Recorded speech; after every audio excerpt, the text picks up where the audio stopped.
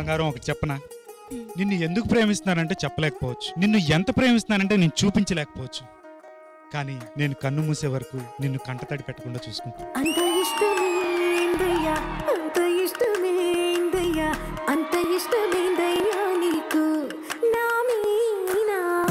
బంగారం ఇంకొకటి చెప్పనా, ఎవరికైనా ప్రాణం ఒక్కసారే పోతుంది, కానీ నువ్వు కనిపించిన ప్రతిసారి నా ప్రాణం పోతుంది.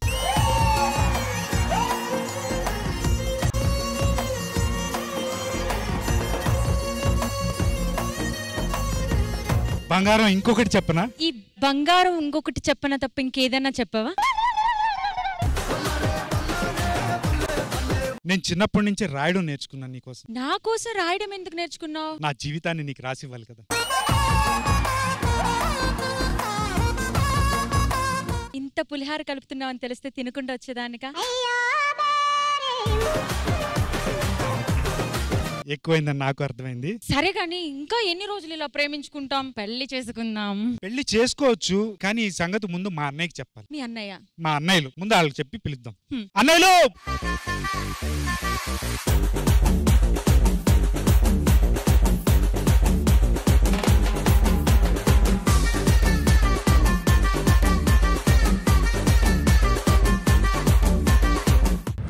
చూసేవారా, అంతకు ముందు మనం రెగ్యులర్ గా వచ్చేవాళ్ళం, వీళ్ళు గెస్టులుగా వచ్చారు. ఇప్పుడు వీళ్ళు రెగ్యులర్ గా వస్తున్నారు, మనం గెస్టులుగా వస్తున్నాం. నువ్వు రాంప్రసాద్ ఎందుకు కలిసి రావట్లేదు? ఒకరి ప్లేస్ లో 5గురు దొరుకుతున్నారంటరా. ఓ, ఒక్కరి పేమెంట్ తో 5గురు ఆర్టిస్ట్ వస్తున్నారంటే మంచిదే కదా. ఒరే, అగ్గిపుల్లలు ఎన్నున్నా వెలిగించేవాడు ఒకడు కావాలి కదరా, లేకపోతే పాడైపోతాయి అగ్గిపుల్లలన్నీ. అందుకే నువ్వు పాడైపోయావు. ఇప్పుడు రాంప్రసాద్ చేసేటప్పుడు నేనుంటున్నా, నువ్వు చేసేటప్పుడు నేనుంటున్నా. దీన్ని బట్టి నీకేమర్థమైంది? సెలబ్రిటీలు మారుతుంటారు, సెట్ బాయ్స్ ఎప్పుడు ఇక్కడే ఉంటారు.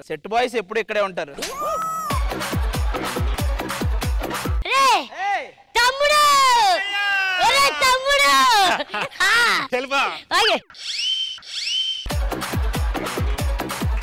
నాకింత పెద్ద తమ్ముడు ఉన్నాడంటే ఎవరు నమ్ముడు? ఎప్పటికీ నమ్మరు కూడా.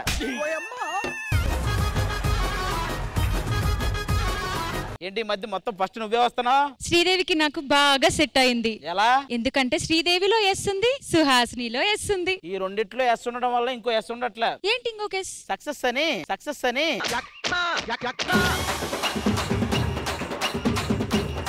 భయ్యా, నీ సంగతి ఏంటి? అసలు శ్రీదేవి మొదలు పెట్టిందే నాతో, నేను మొదలు పెట్టడం వల్ల అసలు గ్యాప్ లేకుండా దూసుకెళ్ళిపోతుంది. కానీ నువ్వు గ్యాప్ ఇవ్వడం వల్లే దూసుకుపోతుంది.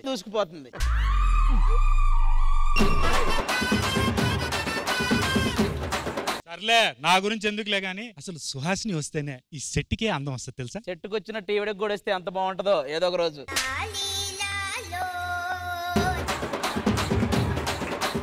నేను షూటింగ్ నుంచి కార్ లో వెళ్తుంటే నా వెనకాల జనం అలా కార్ లో ఎలా ఫాలో అవుతున్నారు తెలుసా? అవునవును, అద్దాలు వేసుకోండి, చూడలేక సత్తనం అని చెప్పడానికి.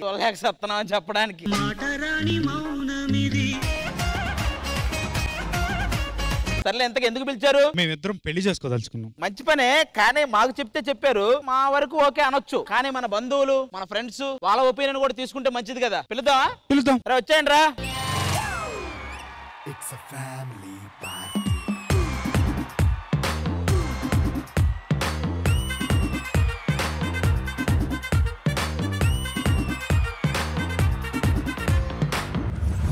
మొత్తం వచ్చేసారా?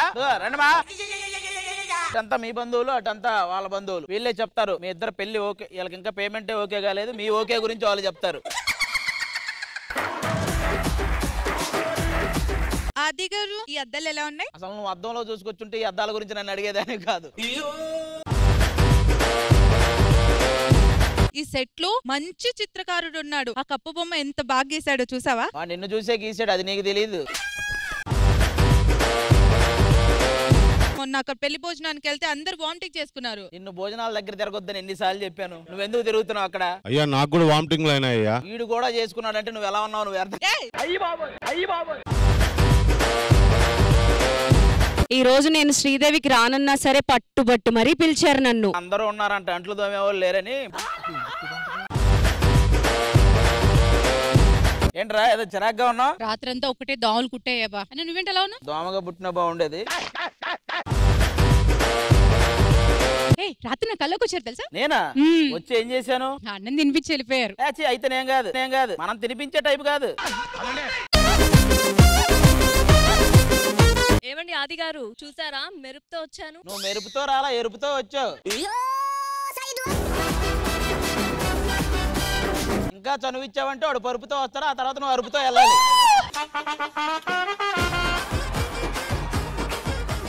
నేను రైటర్ కమ్ ఆర్టిస్ట్ గా చేస్తే బాగుంటుందా, ఆర్టిస్ట్ కమ్ రైటర్ గా చేస్తే బాగుంటుందా? ఈ కమ్ములు లేకుండా కామ్గా ఉంటే బాగుంటుందిరా.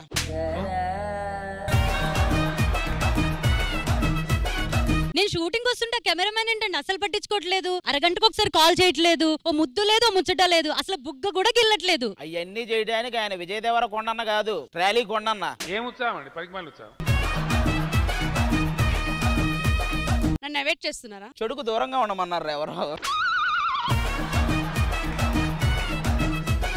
ఒకటి చెప్పనా? ఏంటది? చెట్టుకి నీరు పోస్తేనే పువ్వు విరపూస్తుంది. నీకు నీరు పోయలే, అందుకే ఇలాగే ఉన్నావు. అయినా ఏంటా సార్ నన్ను అలా చూస్తున్నావు, మనసు పరేసుకున్నావా ఏంటి? డాక్టర్లు చెప్పారు మనసు బాగాలేనప్పుడల్లా మంచి కోతిని చూడమని. ఎంతైనా వాళ్ళ పెళ్ళి అంటున్నారు కాబట్టి వాళ్ళ పెళ్లి కోసం నేను రక్తం చింది. మొత్తం మిక్సీలో వేస్తే 3 చుక్కలు వస్తుందా బయటికి? నా రేంజ్ తెలీదు, ఎంతో మంది నా మోచేతి నీళ్లు తాగి బతికారు తెలుసా. ఈ సెట్ లో నీకు అసలు బాటిల్ నీళ్ళు ఇస్తారు ఎవడైనా? నేను గొప్పని కాలేని అనుకుంటున్నావా? గుర్రం ఎగరవచ్చు. నీ విషయంలో గుర్రం ఎగరదు, ఎగిరితే నిద్ది.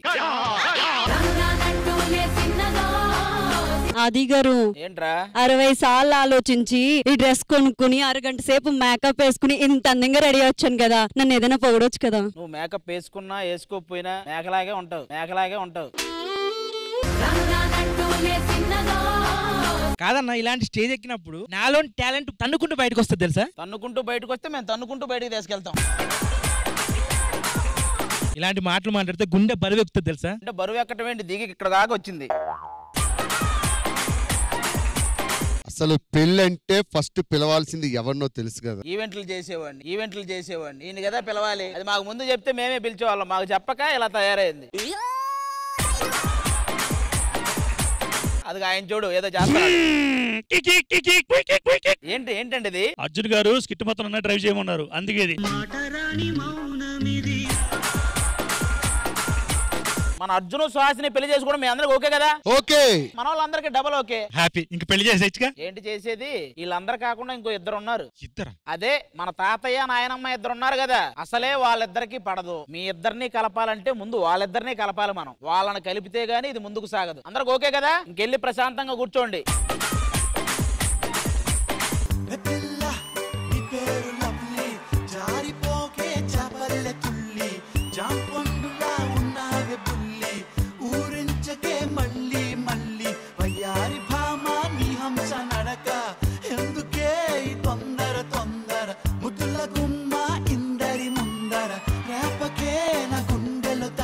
నా వెనక పడొద్దని ఎన్నిసార్లు చెప్పాను. ఇప్పుడు పట్టమేంటి, ఎప్పుడో వెనకబడ్డాం మన ఇద్దరం. సిగ్గు సరం ఉండదు మీకు. ఇన్ని బొమ్మలు అవసరమా ఈ చొక్కా మీద? కుర్రోళ్ళ కనబడితే అన్నా కలుస్తావేమో అని. చొక్కాలు వేసుకుంటే కుర్రాళ్ళ కనపడేస్తారు, నేను కలుస్తాను. ఇంక వచ్చే అది ఏవేవో చెప్తుంది. తాతయ్య గారు ఎప్పుడు చూసినా ఈ గొడవలేంటి? అసలు మీరు ఎప్పుడు కలిసారు? ఒకసారి ఓ పెళ్లికి వెళ్ళాను. ఆ పెళ్లి కుక్కకి అన్నం తినిపిస్తుంది.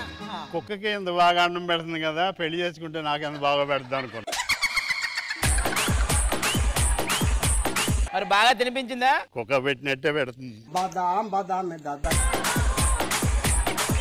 సర్లే, అసలు ఎందుకు విడిపోయారు? బంగారం నీకో మాట చెప్పనా, బంగారం నీకో మాట చెప్పనా అని రోజు అనేది. ఎప్పుడు చెప్పేది కాదు, మర్చిపోయేవాడిని. కానీ మధ్యలో టీవీలో గుండాతను వచ్చి బంగారం గురించి చెప్పాడు. మళ్ళీ గుర్తుకొచ్చి బంగారం ఒకటి చెప్పనా అంటే ఏంటి అది అని అడిగాను. ఇప్పటి వరకు చెప్పలేదు. ఓహో, ఇప్పటి వరకు చెప్పలేదా?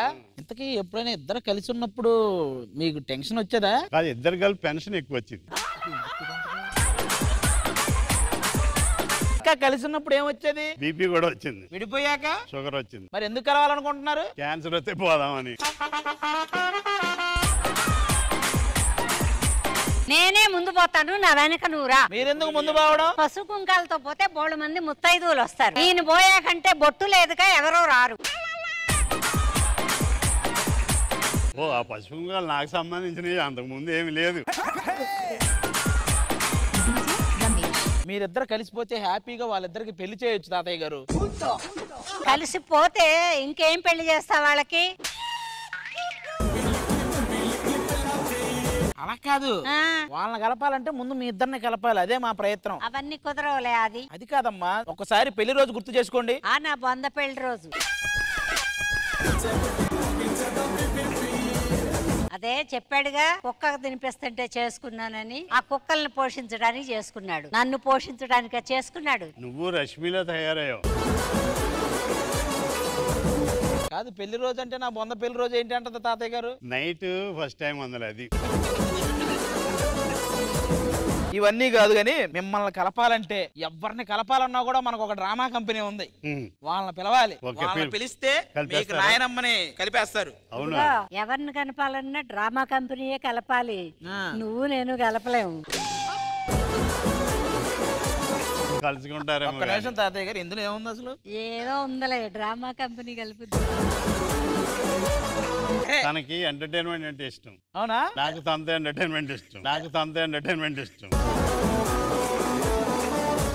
అది జరగట్లా. ఎయిటింగ్ లో పోద్దా ఉంటది. నువ్వు ఆయనతో కలిస్తే హ్యాపీగా వాళ్ళిద్దరు పెళ్లి చేయొచ్చు మనం. ఇవన్నీ జరిగే పనులు ఏమన్నా ఉంటే మాట్లాడాది. నేను చచ్చిపోతాను గానీ ఆయనతో మాట్లాడడం కలవను. చచ్చిపోతావు గానీ ముందు బంగారం ఒకటి చెప్పను కదా, చెప్పు చచ్చిపోవే. చెప్పనంటే చెప్పను, నువ్వు నోరు మూసుకుని వెళ్ళి అక్కడ కూర్చో. అది నీ గోకడం అన్నాడు కాబట్టి నువ్వు తెలుసుకుని చెప్తున్నావు కదా. ఒకటి పెళ్ళని ఒకడు ఎవడన్నా గోకుతాడా? తలకాయ లేదు, అందుకని మేము ఏదో ఒకటి చేస్తాం, మీరు వెళ్ళి కూర్చొని చెప్తా. అయితే వాళ్ళని కలపడానికి ఒకే ఒక మార్గం ఉంది. ఏంటది? మన దగ్గర శ్రీదేవి డ్రామా కంపెనీ వాళ్ళు ఉన్నారు, వాళ్ళని పిలిచామంటే ఫుల్ ఎంటర్టైన్ చేస్తారు. అది నాయనమ్మకి నచ్చుద్ది, తాతయ్యతో కలిసిపోద్ది, ఆ తర్వాత మీరు కలిసిపోవచ్చు. ఓకేనా? Hello Sridevi drama company, వచ్చేయండమ్మా.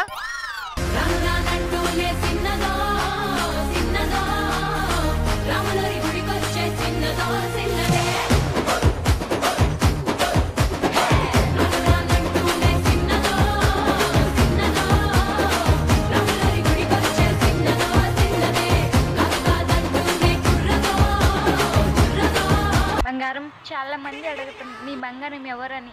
ఏమని సంబంధం చెప్పను? నువ్వు దూరమైన చెప్పనా, లేక నువ్వు నా దగ్గర నుండి చెప్పను?